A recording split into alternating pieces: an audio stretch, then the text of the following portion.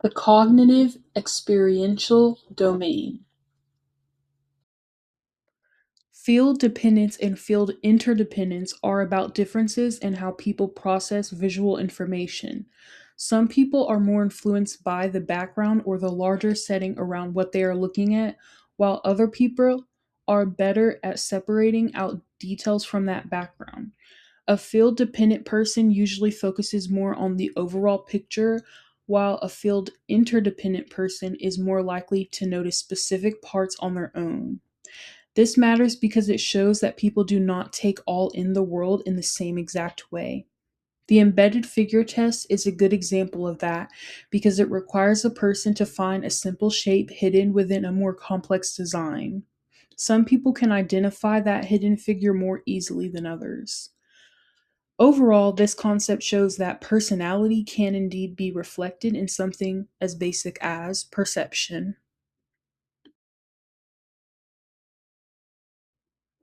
Another way that psychologists study perceptual style is through the rod and frame test.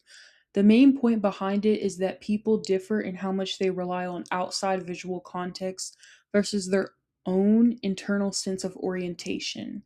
In the rod and frame test, a person has to decide whether a rod is upright even though the frame surrounding it is tilted.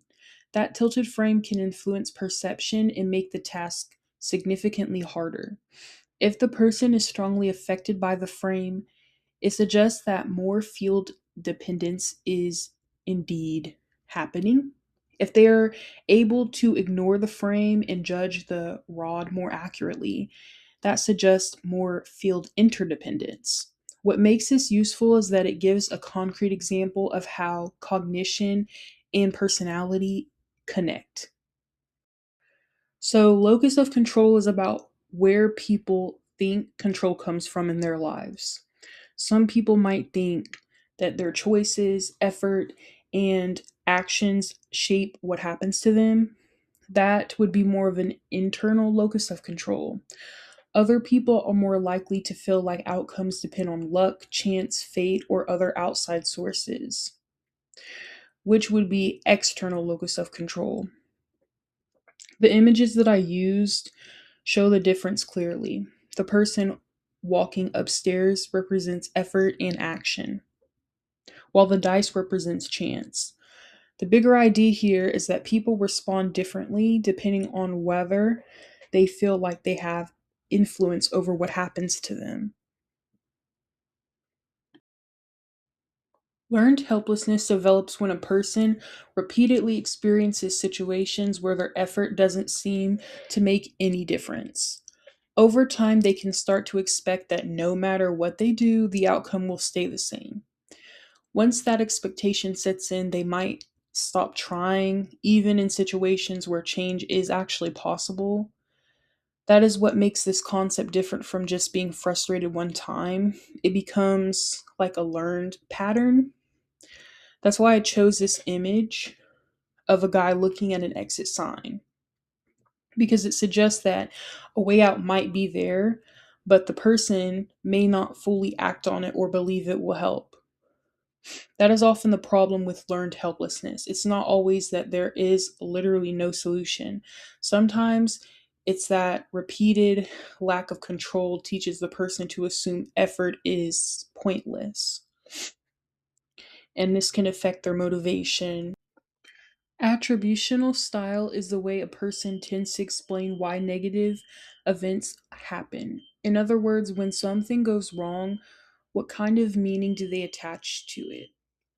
Psychologists usually organize those explanations using three dimensions: internal versus external, stable versus unstable, and global versus specific. So, after a setback, one might think, this happened because I always fail, which would be more internal, stable, and global. Another person might think, this was one bad situation and does not mean everything is ruined, which is a more limited explanation. That difference matters because it affects how people feel afterward and how they respond moving forward. The theories of attribution model on this slide helps organize those explanation styles visually. A useful way to understand the difference between emotional states and emotional traits is to think about weather versus climate. Emotional states are more like weather because they can change quickly depending on what is happening in the moment.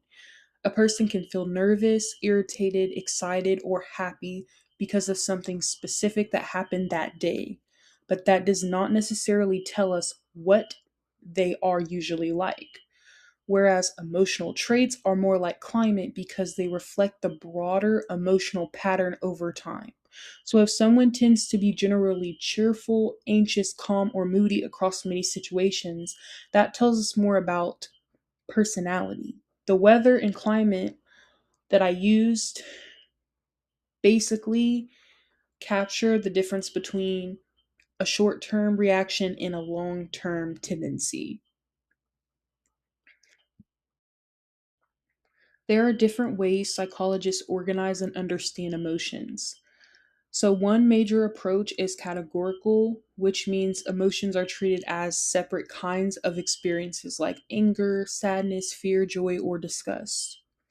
Another approach is dimensional, which looks at emotions more broadly in terms of whether they feel pleasant or unpleasant, and whether they involve high or low activation. The circumplex model of emotion is a good example of that dimensional approach because it places emotions on a kind of map. This approach was also featured in the textbook. It helps show that calm and excitement are both positive emotions, but they are not the same because excitement is much higher in activation. The same is true for boredom and anxiety. Both can feel unpleasant, but one is lower in energy and the other is much more activated. Subjective well being is basically a broader psychological way of talking about happiness. It usually includes three main parts: life satisfaction, positive affect, and relatively low negative affect. It's not just about whether a person feels happy in one specific moment, it's more about how they evaluate their life overall and what their emotional experience tends to look like across time. A person might have moments of positive emotion, but subjective well being asks whether they also feel satisfied with life more generally. Some people tend to experience life as more rewarding, satisfying, or emotionally stable over time. So, this concept helps frame happiness as a broader pattern in the way people feel and judge their lives rather than just like a temporary mood, which it's often described as being. Neuroticism is strongly associated with negative emotionality. People who are higher in neuroticism tend to experience more worry, distress, irritability, tension, and emotional instability. They're often more reactive to stress, and they may also be more likely to interpret situations in a negative or threatening way. This is where the idea of negative affect comes in because it refers to a general tendency to experience unpleasant emotions like fear, sadness, anger, and anxiety more often. I chose this image of a person sitting under a rain cloud because it symbolizes that heavier emotional tone. It does not mean the person is upset every second, but it represents a more consistent tendency toward emotional discomfort. And I think that the concept's important because it helps explain why some people seem more vulnerable to stress and negativity across different situations.